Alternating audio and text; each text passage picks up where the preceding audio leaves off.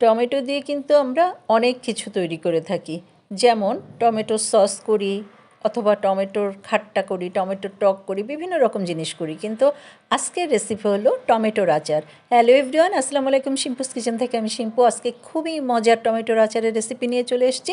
আমার এই রেসিপি যদি আপনাদের ভালো লেগে থাকে তবে প্লিজ লাইক, শেয়ার, সাবস্ক্রাইব করতে ভুলবেন না। সবার আগে রেসিপি পেতে অবশ্যই বেল বাটনটা ক্লিক করবেন। যখনই আমি কোনো রেসিপি দিব সবার আগে নোটিফিকেশান পেয়ে যাবেন। তবে চলুন দেখে নেওয়া যাক এই মজার টমেটোর আচারটা কিভাবে আমি তৈরি করে থাকি। প্রথমেই আমি 10-12টা বেবি টমেটো নিয়েছি, আর এই টমেটোর এই মুখের এই অংশটা আমি একটু ছুরি দিয়ে কেটে ফেলে দিব। আর এই বেবি টমেটো কিন্তু এখন বাজারে অনেক উঠেছে। বেবি টমেটো দিয়েই করতে হবে এমন কোনো কথা নাই, আপনারা বড় টমেটো যেগুলো সেগুলো দিয়েও করতে পারেন। এটা মধ্যেখান দিয়ে একটু কেটে নেবেন। আর আমি কিন্তু বেবি টমেটোটা দেখতে এত ভালো লাগে এখন টমেটোর সময়, আস্ত আস্ত টমেটো দিয়েই আজকের আমি আচার করে দেখাবো। প্রথমে কিন্তু আমি এই যে মুখের এই অংশটা কেটে প্রত্যেকটা আমি ফেলে দিব। আর আগের থেকেই কিন্তু আমি টমেটোগুলোকে ধুয়ে ভালো করে পরিষ্কার করে নিয়েছিলাম। আর এখন আমি একটু সেরকা নিব, সেরকা ভিনেগার আপনারা যে যেটাই বলেন না কেন। সেরকা নিচ্ছি টেবিল চামচের প্রায় 1 চামচের মতো।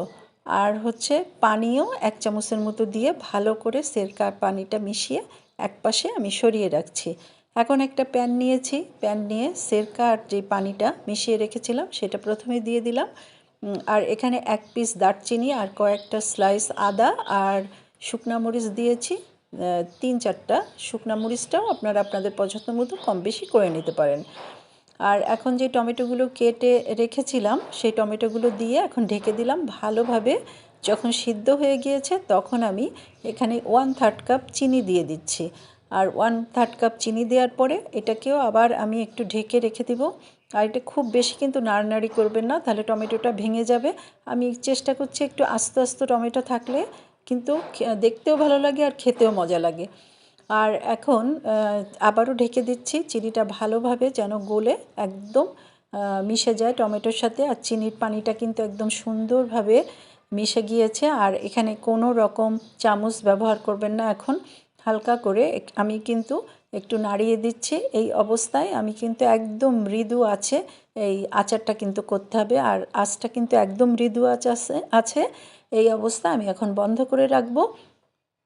আমার কিন্তু চিনিটা একদম গলে সুন্দরভাবে মিশে গিয়েছে টমেটোর সাথে। আর এখন ঠান্ডা হলে আমি এইভাবে এখন পরিবেশন করব। আর হচ্ছে আপনারা কিন্তু একটা কাচের জারে করে এটাকে সংরক্ষণ করতে পারেন। প্রায় 2 মাসের মতো ভালোভাবে এই আচারটা থাকবে। যেহেতু সেরকা দিয়েছি সেই কারণে আচারটা নষ্ট হওয়ার কোনো সম্ভাবনা নাই। আর যদি নর্মাল ফ্রিজে রাখেন তাহলে প্রায় 6 মাস তো রাখতেই পারবেন। আর এই আচারটা খেতে কিন্তু মাশাল্লাহ অনেক অনেক মজা হয়। যে যেখান থেকে দেখলেন সবাইকে অজস্র ধন্যবাদ। রেসিপি ভালো লাগলে প্লিজ একটু সাবস্ক্রাইব করে আমার পাশে থাকবেন। সাবস্ক্রাইব কিন্তু একদমই ফ্রি। আল্লাহ হাফিজ।